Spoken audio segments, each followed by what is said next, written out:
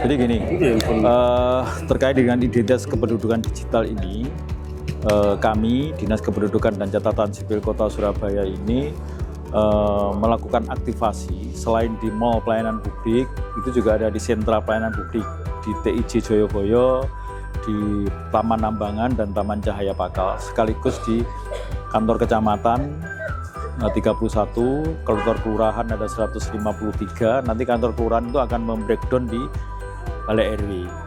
Dan kami juga di Dinas Kependudukan dan Catatan Sipil juga kita turun ke kampus-kampus, goes to kampus, ke SMA, sekolah yang, karena IKD kan harus 17 tahun ke atas kan, ke SMA, termasuk di mall, kalau pas Sabtu dan Minggu di Car Free Day. Dan yang perlu kami sampaikan, ketika aktivasi IKD ini, warga ini harus datang, ya, harus datang sendiri ketemu dengan petugas Disdukcapil, baik yang ada di kelurahan, kecamatan maupun di mall pelayanan publik, termasuk yang kita gus to kampus, gus to school seperti ini. Nah, kalau misalnya ada yang menawarkan aktivasi identitas kependudukan digital melalui telepon, apalagi harus fit call, terus share screen, nah itu pasti itu penipuan. Karena yang ingin dicari adalah data yang ada di handphone itu. Terus apalagi juga mereka menawarkan aktivasi ikd.com melalui aplikasi itu pasti penipuan.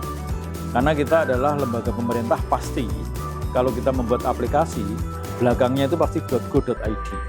Kalau itu .com itu pasti penipuan, apapun yang berhubungan dengan aplikasi miliknya pemerintah. Nah, makanya saya mohon kepada teman-teman, kepada warga kota Surabaya dan sekitarnya, kalau ada yang menawarkan aktivasi IKD melalui telepon, melalui WA dan lain sebagainya, udah nggak usah diterima. Dan yang perlu kami sampaikan juga, dari IKD itu warga juga bisa mengajukan permohonan pelayanan. Ada 5 pelayanan yang dibuka ya. Yang pertama adalah cetak ulang KK. Yang kedua adalah penambahan update data pendidikan, misalnya sudah lulus S2, sudah lulus S1, itu bisa langsung update melalui IKD-nya. Terus yang berikutnya permohonan akte kelahiran tanpa NIK.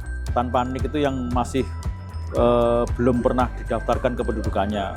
Terus akte kelahiran yang sudah punya NIK, misalnya warga masyarakat sudah umur 20, sudah umur 25, terus sudah umur berapapun, belum punya akte kelahiran, itu bisa diajukan. Di situ ada dokumen-dokumen yang harus disiapkan. Artinya nanti ke depan semua pelayanan itu bisa dilakukan dengan melalui IKD, sehingga tidak perlu warga itu datang ke kantor-kantor pelayanan. Sehingga harapan kami nanti Siola itu sepi, kelurahan sepi, kecamatan sepi, sehingga petugasnya bisa kita lakukan, alihkan kepada tugas-tugas yang lain. Kependudukan sudah selesai secara mandiri. Terkait yang pemalsuan atau yang penyalahgunaan IKD tadi dari WhatsApp dan sebagainya, ada kasus nggak Pak? Ada. Jadi laporan kami dari dosen dari ini kampus ini, nanti katanya ada 1 orang yang tertipu juga.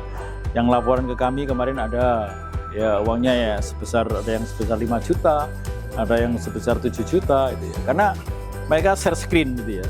Share screen, di situ kan ketika share screen ini harus ada pernyataan pakai materai, silahkan kirim 10.000 untuk membeli materai. Ketika share screen kita buka M-Banking kan ketahuan, username ketahuan, passwordnya ketahuan. Nah, akhirnya itu yang dimanfaatkan untuk bobol banknya di situ. Uang yang berada di situ habis semua, 16 juta habis, 5 juta habis, berapapun habis. Nah itu yang, jadi IKD ini sebagai bukan penipuan IKD-nya, dijadikan sarana untuk melakukan penipuan dengan membuka M-Banking melalui share screen juga. Terdekat kemana lagi Pak setelah itu?